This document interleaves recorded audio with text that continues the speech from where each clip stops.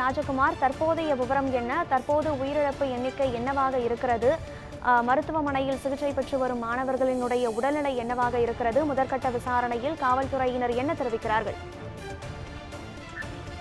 கடலூர் அருகே பள்ளி வேன் மீது ரயில் மோதிய விபத்தில் 2 மாணவர்கள் உயிரிழந்திருக்கின்றனர். மேலும் 10க்கும் மேற்பட்டவர்கள் அரசு மருத்துவமனையில் தற்போது சிகிச்சைக்காக அனுமதிக்கப்பட்டிருக்கின்றனர்.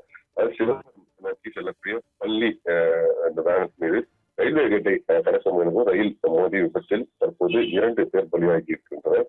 அது கடலூர் அருகே செம்மங்குப்பம் பகுதியில் இந்த ரயில்வே கேட்டை அந்த சாலை நேரத்தில் மூடாமல் இருந்த நிலையில் அதை கடந்த தனியார் பள்ளியினுடைய அந்த வேன் என்பது இருக்கிறது. எதிரே வந்த எக்ஸ்பிரஸ் ரயில் இந்த பள்ளி வேன் மீது மோதி 2 குழந்தைகள் உட்பட 10 பலியாக இருக்கின்றனர். மேலும் 10க்கும் மேற்பட்டவர்கள் காயமடைந்தனர். உடனடியாக சம்பவ இடத்திற்கு வந்த மீட்புவினர் அந்த குழந்தைகள் மற்றும் ஓட்டுநரை தற்போது மீட்டு பத்திரமாக அரசு மருத்துவமனையில் அனுமதிக்கப்பட்டனர். இருப்பினும் மீண்டும் ஒரு சிலரும் ஆபத்தான நிலையிலேயே இருப்பதாகவும் தகவல்கள் கிடைக்கப்பட்டிருக்கின்றன. தற்போதைய சூழ்நிலையில் பலி எண்ணிக்கை என்பது 2ஆக இருக்கக்கூடிய நிலையில் இது மேலும் உயர்வதற்கான வாய்ப்பு இருக்கும் என அஞ்சப்படுகிறது.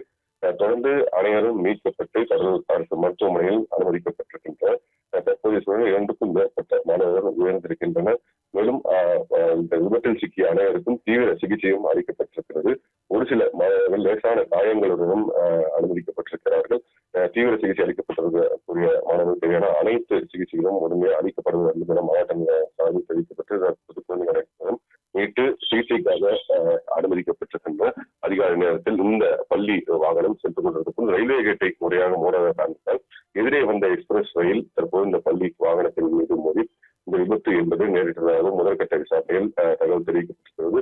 இருப்பினும் தொடர்ந்து கடலூர் மாவட்ட காவல்துறையினர் தொடர்ந்து விசாரணை மேற்கொண்டு வருகின்றனர். தொடர்ந்து மீட்பு பணிகளும் துரிதமாக நடைபெற்று தற்போது அனைவரும் மருத்துவமனையில் சிகிச்சைக்காக அனுமதிக்கப்பட்டு அவர்களுக்கான சிகிச்சை என்பது அளிக்கப்பட்டது.